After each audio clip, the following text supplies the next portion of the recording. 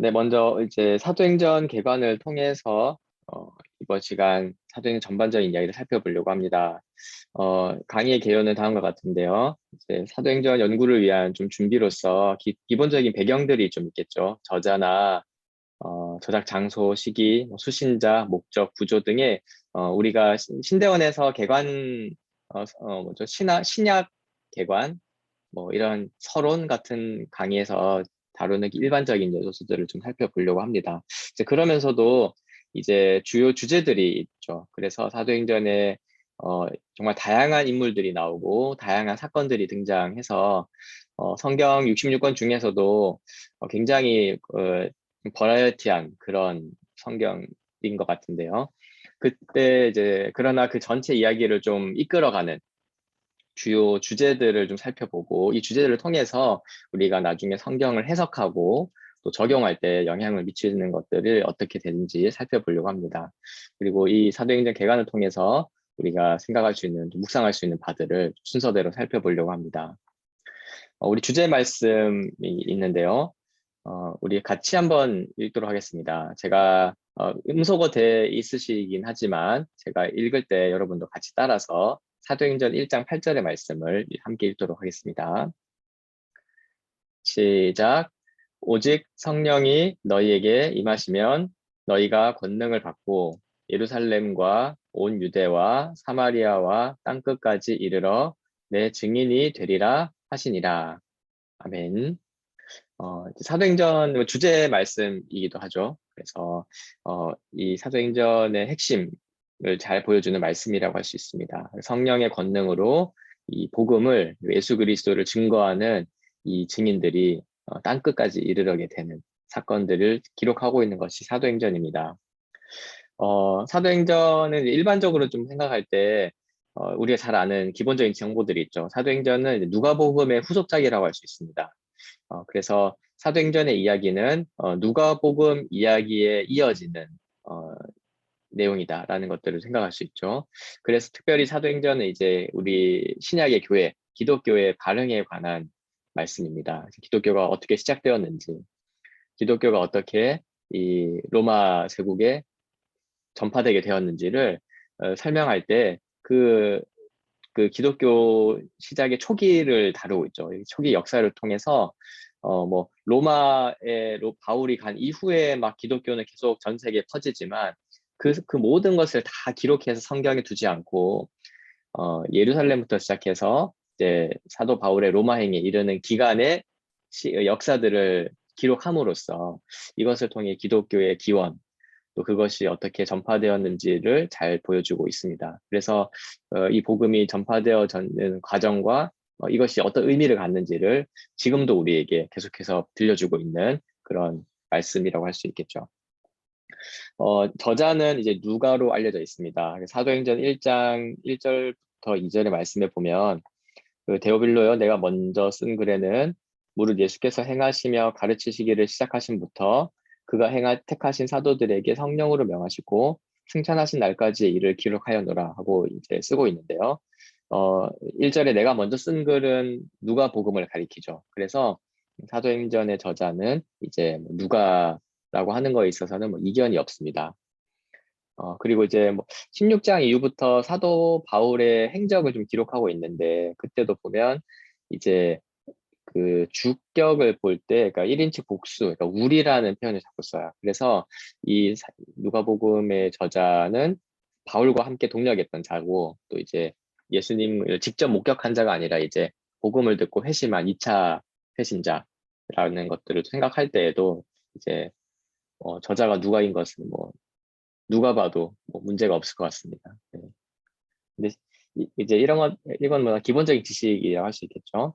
그리고 아마도 이제 이 사도행전의 기록이 바울의 로마 행에서 끝나는 것을 볼 때 이제 아마 로마에서 그 누가가 이제 동행을 하다가 쓰여진 걸로 쓴 것으로 보고 시기는 책마다 좀 다르던데 대략 AD 61에서 62년경이라고 볼 수 있겠습니다. 크게 본다면 그 AD 70년에 예루살렘 성전이 그 티투스 장군에 의해 파괴되는 그 언급 자체가 기록되지 않는 것으로 보아서 이제 크게는 뭐 AD 70년 이전에 쓰여진 거죠. 그러니까 예수님이 부활하시고 제자들에게 가르치시고 오순절에 성령이 임하여서 교회가 이제 시작된 어, 된지 거의 뭐 20년, 30년 안 되어서 이 기록이 다 쓰여진 거로 볼 수 있죠. 그러니까 그 당시에 일어난 생생한 기록이라고 할 수가 있고, 또 이제 그 이전으로 보는 이유 중에 하나는 이제 바울이 로마에 이르는 과정 속에서 이제 신문 당하고 바울이 변호하고 이런 과정들도 다 기록하고 있는데, 그 누가복음 사도행전 보면 다 이제 로마 다 제국 당국에 대한 어떤 긍정적인 묘사들이 있는 걸 볼 수 있어요. 그래서 요한계시록 같은 경우는 이제 그 로마의 네로 황제 이런 것들을 약간 암시하면서 핍박과 환란의 주체로 보고 있는데, 사도행전은 보시면 알지만 핍박과 환란의 주체들이 다 유대인들이에요.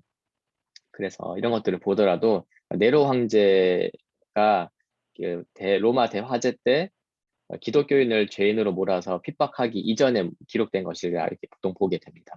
그래서 뭐 이 기록의 시기 자체를 막 따지고 이런 거는 이제 저희가 큰 관심사는 아닌데, 이런 걸 볼 때 사도행전의 이 기록들 자체가 정말 바로 그 주님의 부활하심과 그 부활하심 목격한 제자들의 활동, 그들과 또 그 사도들과 함께했던 자의 어떤 생생한 기록들이라는 거죠. 그래서 그런 걸 통해서 복음의 시작, 또 복음이 전파되는 과정, 그래서 교회가 세워지는 그 장면들이 불과 뭐 20년, 30년 안에 벌어지는 모습들이라는 걸 볼 때 얼마나 이 예수 그리스도의 부활의 증거가 또 그를 통해 세워지는 성령의 오심과 교회가 얼마나 역동적으로 일어나는 사건들인지를 우리가 좀 살펴볼 수가 있고 그런 걸 느낄 수 있을 것 같습니다.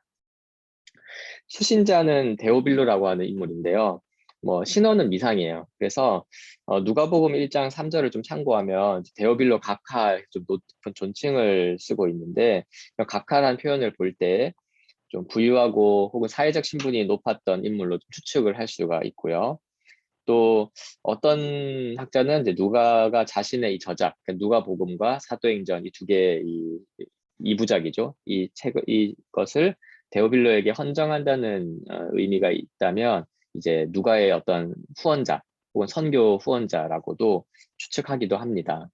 또 어떤 측면에서는 데오빌로는 일종의 암호 같은 기호 같은 뜻이어서 이제 그 이름 뜻이 하나님을 사랑하는 자라고 이제 직역할 수 있으니까, 데오빌로라고 하는 한 인물이 아니라면 하나님을 사랑하는 자, 곧 예수 그리스도를 믿는 이 그리스도인들을 집단적으로 가리켜 수신자로 보기도 합니다.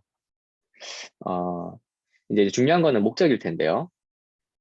이 왜 썼냐 했을 때 이제 누가복음의 후속작이니까 목적은 누가복음과 동일합니다. 어, 강의안을 보시면 누가복음과 사도행전의 공동 서문이라고 할 수 있는 게 누가복음 1장 1절부터 4절이거든요.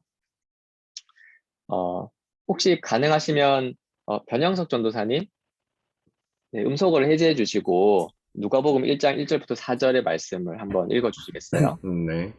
우리 중에 이루어진 사실에 대하여 처음부터 목격자와 말씀에 일꾼된 자들이 전하여 준 그대로 내력을 저술하려고 붓을 든 사람이 많은지라.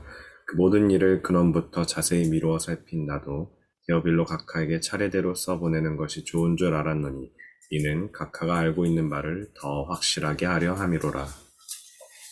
아멘. 감사합니다. 그래서 이 누가복음과 함께 사도행전 두 가지 이 책의 목적이 있습니다. 하나는 4절에 있는 것처럼 각각 알고 있는 바를 더 확실하게 하려 합니다. 라는 것. 그래서 이미 데오빌로가 알고 있는 정보들이 있죠. 그러니까 그리고 누가복음 1장 2절에 보면은 이미 목격자들과 또 그 말씀에 일꾼된 자들, 그러니까 사도들과 이런 제자들이 전해준 많은 이야기를 듣고 붓을 든 사람이 많았다. 그러니까 되게 굉장히 인상적인 문구죠. 보통은 이런 굉장히 놀라운 일들이 있으면 그것을 이제 막 해석하고 이야기를 덧붙이고 뭐 이야기 만들어내고 해가지고 대단한 어떤 체계를 만드는 게 원래 모든 일반적인 뭐 종교든 철학이든 그런 건데, 그냥 붓을 든 사람이 많았다. 그냥 목격자. 그리고 그냥 목격되어진 그냥 바로 직접적인 사건들이라는 거죠. 근데 그랬을 때 이미 알려진 것들이 많았던 것 같아요. 이제 그때 알고 있는 정보를 더 확실하게 하기 위함이다. 그래서 확증, 어떤 믿음을 더 견고하게 하려고 하는 그런 목적이 있었습니다. 그래서 데오빌로가 이미 알고 있는 바 하나님의 구원의 계획, 그리고 예수 그리스도의 십자가와 부활의 사건, 그리고 특별히 성령의 능력을 통해서 펼쳐지는 이 새로운 시대의 역사들, 어, 그리고 아마 데오빌로가 로마에 있는 인물이었다면 왜 그 로마 제국 입장에서 저 변두리 끄트머리에 있는 저 팔레스타인 땅에서 시작된 어떤 한 사건이 어떻게 로마의 제국의 심장부인 이 로마까지 와서 그것을 믿는 허다한 무리가 생겨나게 됐는지에 대한, 이것이 도대체 무슨 일인가에 대한 설명들을 또 할 수 있는 것 같아요. 또한 누가복음 1장 3절에 보면 모든 일을 근원부터 자세히 미루어 살피기 위함이기도 합니다. 그래서 이 모든 일들을 시간 순서대로 좀 알리고자 하는 목적도 누가에게 있었어요. 그래서 기독교의 기원에 대한 이 기사를 아주 정확한 시간 순서대로 알려주기 위한 목적이 있었습니다. 여기에서는 이 기독교가 로마까지 전파된 상황을 이해할 만한 역사를 제시하려는 목적이 있었던 것 같아요. 그래서 이건 일종의 객관적인 역사를 제시함으로써 더 설득력이 있는 이야기들이란 걸 좀 말해야 되겠죠. 여기에는 당시의 배경이 있었는데 대중들은 기독교를 비방을 했어요. 그 유대인들만이 아니라 로마의 대중들도 기독교가 전파되는 곳마다 기본적으로 일단 유대인들이 가만히 안 있으니까 갈등이 일어나고, 또 로마인들 입장에 생각했을 때 기독교, 그리스도교는 일종의 유대교 이단 같은 건데, 그들이 등장할 때마다 유대 사회가 그나마 이제 있던 것들이, 로마는 또 그런 이런 자기들이 지배하는 속국들의 제도들이 이렇게 깨지지 않기를 원했지 않았습니까? 로마의 가장 민감한 부분이었는데 자꾸 유대 사회가 깨져서 갈등이 일어나니까, 그런 로마 제국 입장에서 제일 싫어하는 일들이었는데 이게 일어나니까 기독교인들은 가는 곳마다 문제를 일으키고 갈등을 일으키고, 그리고 그들은 무질서한 자들이다. 그 당시의 기준으로 볼 때 남자와 여자의 구분이라든지 종과 자유인의 구분이라든지 뭐 부자와 가난한 자의 구분, 이런 것들은 당시에는 사회 질서들인데 그런 걸 다 깨고 같이 모여서 예배드린다 그러고 같이 성찬을 한다. 근데 이제 주의 몸과 뭐 살을 먹고 마신다 그러니까 그들은 이제 무질서한 자들이다라는 것들이 있었습니다. 이제 그런 부분에 대한 어떤 합리적인 대답들을 또 제시하려고 하는 것이기도 한 것 같아요. 이제 역사를 정확한 근거를 가지고 시간 순서대로 제시하는 것은 그런 의미가 있겠죠. 그래서 보면은 사도행전에 보면은 로마의 관리들조차도 또 유대인들의 허다한 지도자, 뭐 제사장들 중에서도 그리스도교로 회심하는 자들이 많다는 것을 증거하고 있는 것도 볼 수 있어요. 그리고 또 사도 바울이 이제 나중에 예루살렘에 잡혀가지고 로마의 감옥 로마행까지 재판받으러 가는 과정에는 수많은 신문들이 나옵니다. 총독도 만나고 막 하는데 그걸 통해서 이제 특별히 이제 로마 제국이 예수님과 사도들로부터 어떠한 잘못을 찾지를 못해요. 이들이 문제가 있는 게 아니라 그냥 유대인들이 이들을 받아들이지 않는 게 문제다. 이게 한 가지인 거고, 오히려 이제 나중에 사도 바울을 만난 총독은 이제 바울에게는 죄가 없다. 이런 것들을 오히려 말을 하죠. 오히려 그가 가르친 예수가 부활했다라고 하는 한 이야기에 관심을 기울이고 신기하게 이제 놀라워하는 모습들을 통해 있는데, 이런 걸 통해서 이제 이 기독교를 향한 어떤 합리적인 대답들을 제시해 줄 수 있는 것이죠. 이런 걸 미루어 볼 때, 또 사도행전은 이 기독교 신앙을 변증하고 또 그런 기독교회와 신앙을 보호하고자 하는 그런 측면들이 있던 걸 알 수가 있습니다.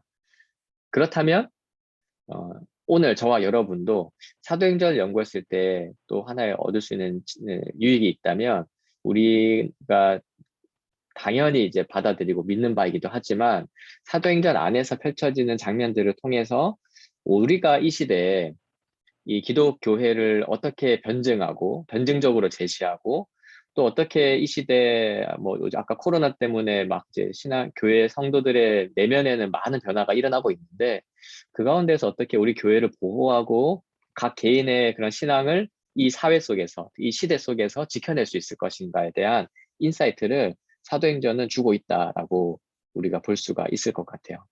그래서 그 과거에 일어났던 하나님의 은혜의 강력한 역사뿐만 아니라 그 역사는 지금도 여전히 오고 있는 것이고, 이야기에서 보여주었던 예수님의 가르침과 사도들의 행적들을 통해서 오늘 우리도 우리가 맡은 교회와 부서들을 변증적으로 지켜내고 또 더 적극적으로 복음을 이 시대에도 충분히 제시할 수 있다는 것.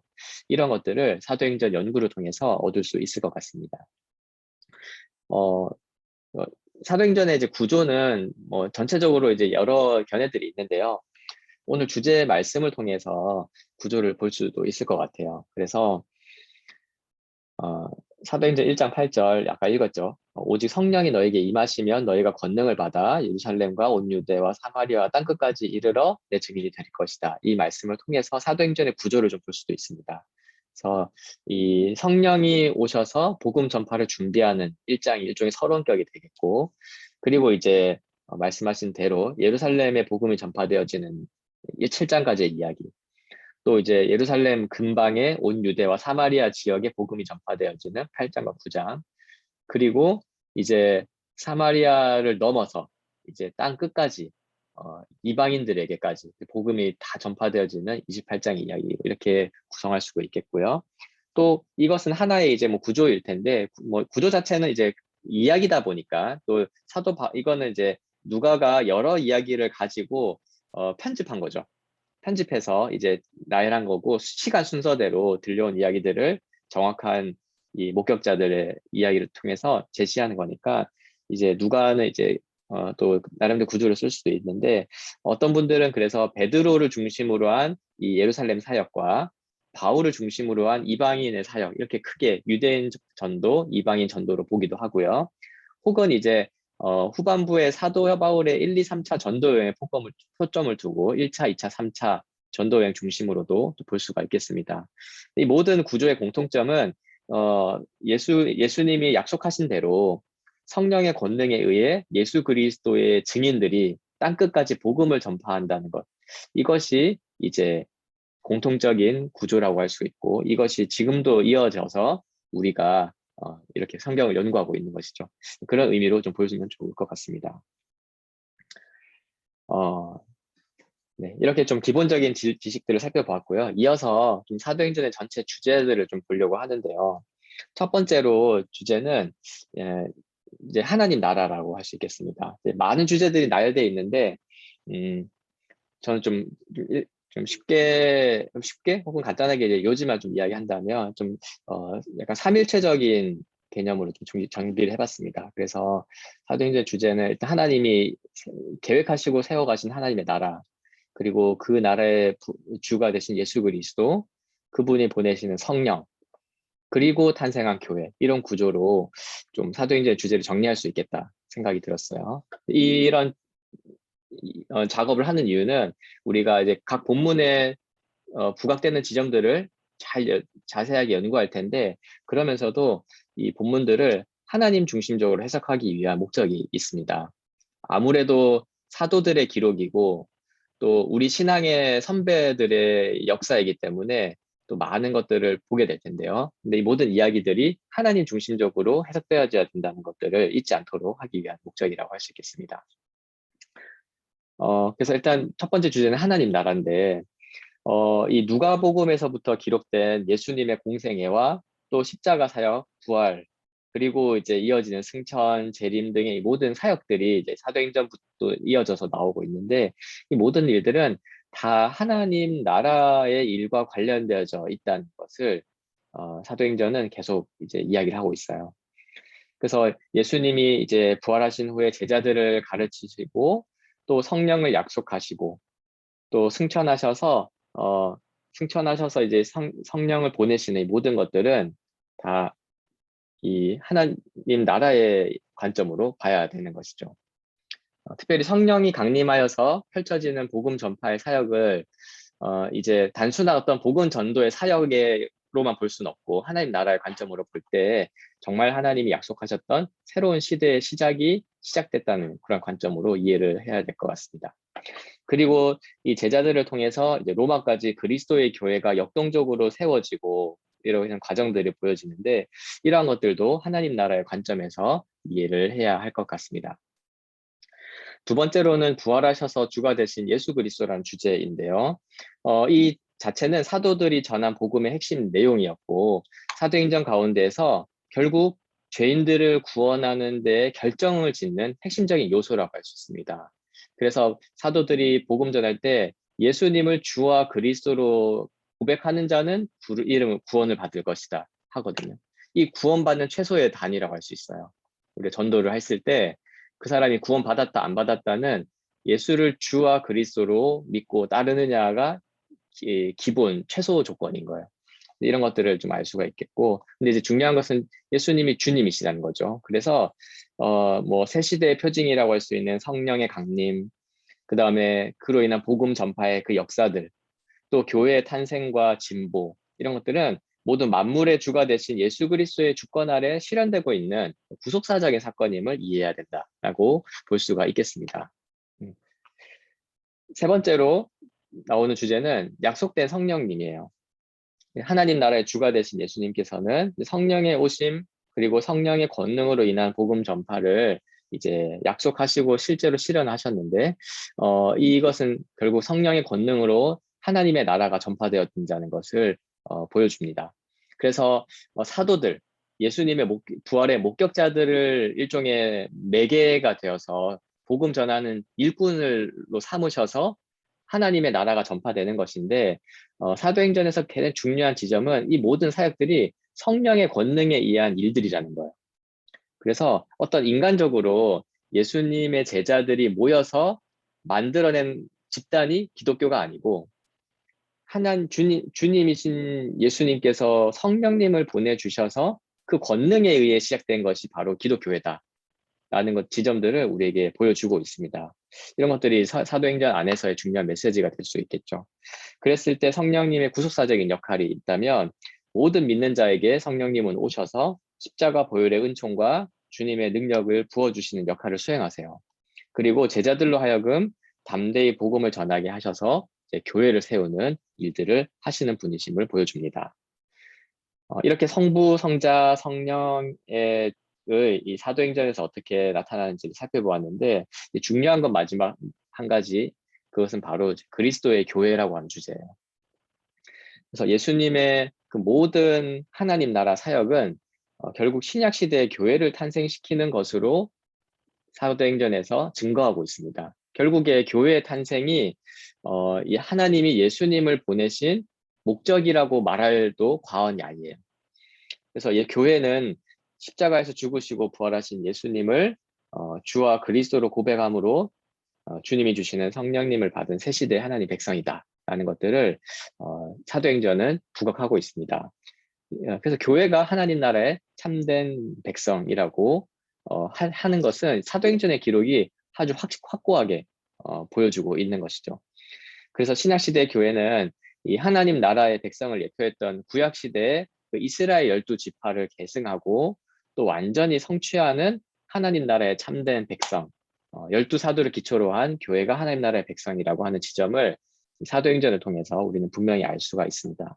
그렇기 때문에 이 사도행전에서 교회가 보여주는 여러의 모습들도 중간중간에 묘사를 하고 있어요.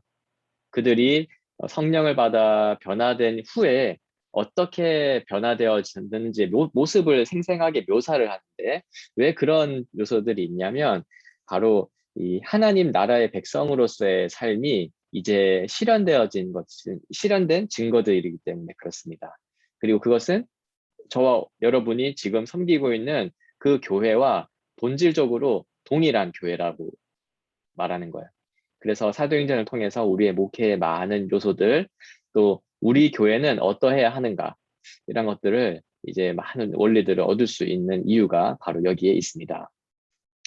참고로 제가 강의 안에는 이제 우리 교회를 중심으로 본 사도행전의 장별 주제 표를 좀 실어놨는데 혹시 보이시나요? 네. 그래서 우리가 28장까지 다 연구하진 않기 때문에 일일이 기회가 된다면 좀 같이 연구하면 좋겠지만 저희가 9장 정도까지 좀 볼 수 있겠는데 그 이후에 전체도 바로 이제 이 사도행전의 주제를 좀 생각해 볼 때 결국 주님께서 하나님 나라의 일을 통해 세우신 이 교회의 관점으로 정리를 해볼 수 있을 것 같습니다. 그래서 사도행전의 주요 흐름은 성령의 권능과 그로 인해 세워진 교회라고 하는 흐름은 사도행전 전체를 관통하는 주제예요. 그리고 사도행전에서 벌어지는 모든 각각의 사건들은 어떤 하나님 나라의 일과 관련돼 있는 것이죠. 그래서 예수 그리스도의 승천 이후에 그리고 성령의 강림 이후에 벌어지는 일들은 예수님과 상관없는 일이기 때문에 별개의 일이다 이게 아니라, 혹은 예수님이 그냥 우리에게 맡겨줘 놓으신 일이다 이게 아니라 여전히 예수님의 일이고 여전히 하나님 나라의 일들이에요. 그래서 이 사도행전 28장까지 펼쳐지는 그 주요 사건들이 있는데 이러한 사건들은 다 하나님 나라의 일이라고 하는 관점에서 볼 필요가 있습니다. 즉 이것은 좀 단회적인 사건이라고 먼저 보는 게 좋죠.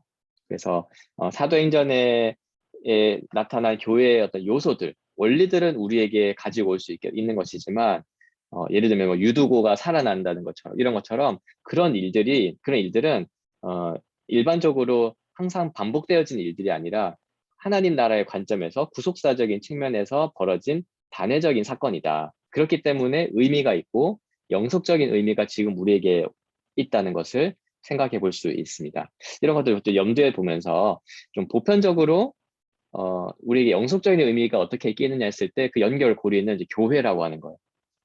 그래서 예수님의 사역의 모든 사역의 열매이고, 또 우리의 모든 목회의 내용이자 모든 성경 말씀의 진리들이 적용 실현되어지는 장이 바로 이 교회인데, 이 그리스도의 교회는 사도행전에 세워진 교회나 지금 21세기 한국 교회나 본질적으로 같아요.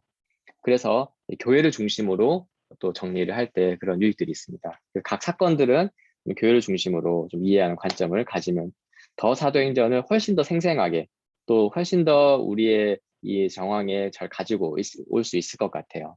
그래서 이 편은 참고하시고, 혹시 여러분이 사도행전을 쭉 강해하신다든지 혹은 이제 강의를 특강을 하신다든지 했을 때 좀 참고해서 주요 주제를 살펴보시면 좀 도움이 될 것 같습니다. 좀 강의를 맺으려고 하는데요. 오늘 사도행전의 개관을 통해서 잠깐의 전체 흐름을 살펴보았는데 세 가지 정도로 생각해 보려고 합니다. 첫 번째는 사도행전과 우리가 전하는 복음에 대해서 생각해 보면 좋겠습니다. 그래서 우리가 지금 전하는 복음의 핵심은 십자가와 부활이죠. 예수님의 십자가 죽음과 부활은 승천을 이제 연결되어져 있는데, 이것이 이제 복음 핵심 내용이라 할 수 있고, 또 한 가지는 이 복음은 이제 주 예수 그리스도께서 보내시는 이 성령을 보내신다는 것은 주님이 우리를 다스리고 통치하신다는 의미죠. 이 두 가지를 좀 연결해서 사도행전에서부터 두드러진 이 복음의 내용을 우리가 잘 이어가고 있는가, 또 우리가 이것을 잘 전도하고 있는가, 이런 걸 좀 돌아볼 수 있을 것 같아요. 그래서 좀 질문을 해본다면, 사도행전을 연구하면 성경이 말하는 그 전도가 뭐냐, 전도해야 된다. 또 코로나 이후에 지금 모든 교회들이 전도에 관심이 좀 많죠. 그 전도 활동을 실제 노방 전도도 시작하는 교회도 이제 다 있는데, 우리 목회자가 이제 분명히 해야 될까? 전도가 뭐냐? 했을 때 사도행전을 통해서 또 분명히 그 사도들이 시작한 전도를 통해 그 메시지와 우리가 해야 될 전도를 좀 점검해 볼 수 있을 것 같아요. 그래서 사도행전이 말한 전도는 어떤 하나님의 주시는 복을 받는 그 기복이 아니라 예수님을 증언하는 게 전도예요. 그래서 예수님을 목격한 자로서 예수님이 누구시며 그가 하신 일이 무엇인지를 증언하는 것이 이게 전도라고 할 수가 있겠습니다. 사도행전에서 그 전도의 내용들을 더 풍성하게, 또 우리 목회자는 특별히 말씀 사역을 통해 매일 전도를 하고 있는데, 사도행전이 그 연구가 전도를 더 풍성하게 하기를 기대하는 마음이 있습니다. 두 번째로는 사도행전과 우리가 섬기는 교회와 연결해서 생각해 볼 수 있을 것 같아요. 교회가 뭡니까? 교회는 하나님 나라의 백성이죠. 우리가 섬기고 있는 모든 교회가 하나님이 그 예수 그리스도를 통해 세우신 이 하나님의 참된 백성이라고 하는 관점 우리는 분명히 가져야 될 것 같아요. 그리고 또한 사도행전에서 이 교회는 이 복음의 증인으로서 성령의 권능으로 땅끝까지 복음을 증거하는 교회의 모습을 잘 보여주고 있습니다. 그래서 교회는 하나님 나라의 백성이라고 하는 정체성을 가지고 있고 또한 땅끝까지 복음을 증거하는 사명을 가진 존재예요. 그것이 지금 저와 여러분이 섬기고 있는 교회입니다. 그랬을 때 이제 뭐 많은 우리 교단에서도 그렇고 많은 교단과 교회에서 꿈꾸는 바, 교회의 부흥이 있겠죠. 그랬을 때 이 질문을 들어볼 수 있을 것 같아요. 정말 성경이 말하는 교회의 부흥이 무엇인가? 저와 여러분이 섬기고 있는 부서가 부흥한다는 게 무슨 의미일까?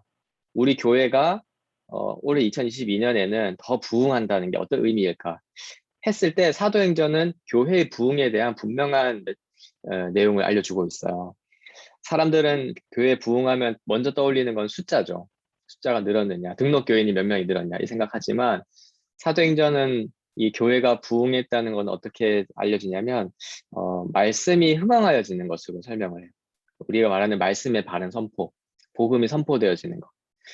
사실 이 구약 성경 이렇게 보면 하박국 이런 데 보면은 그 선지자들이 우리 이스라엘 하나님의 나라가 부흥하게 해달라 이렇게 이야기할 때 그 맥락이 뭐냐면 하나님의 살아계심과 하나님이 누구신지가 나타나게 하옵소서요. 이런 거예요.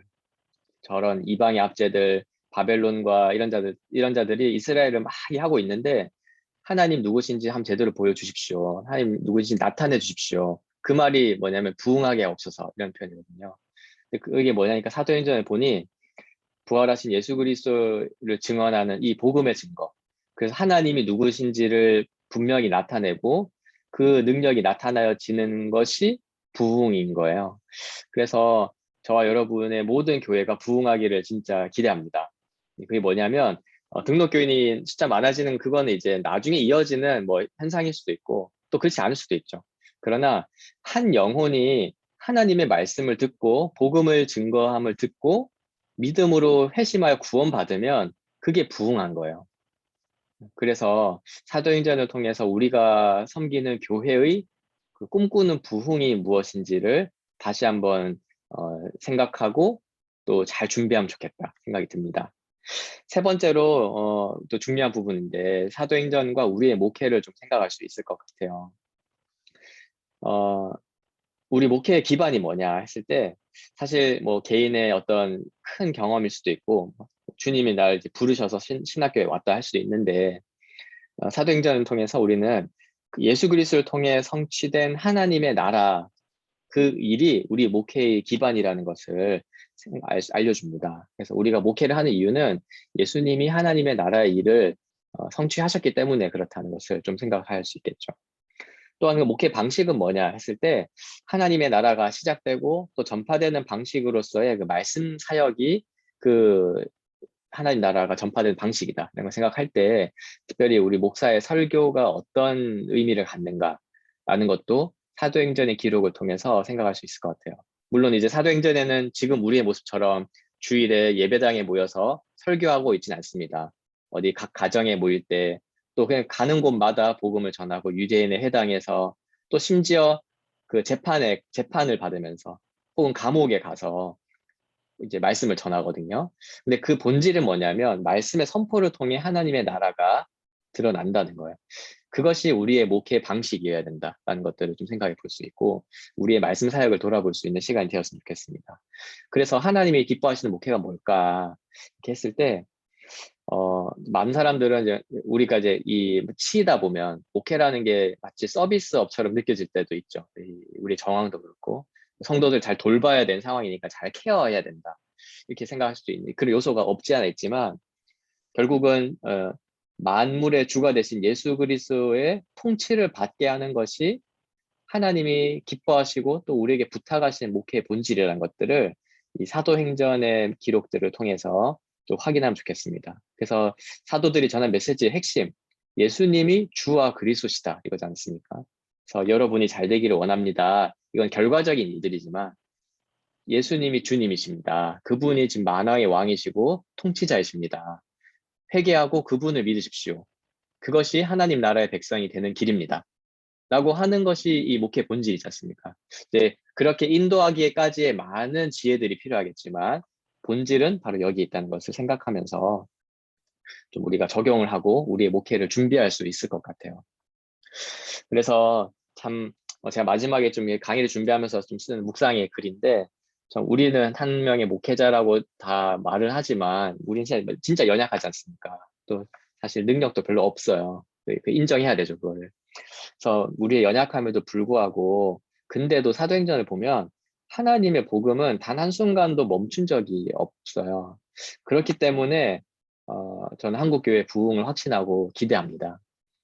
코로나 이후에 어렵다, 숫자가 줄어들 거다, 뭐 그건 당연한 현상이죠. 그러나 교회는 부흥한다.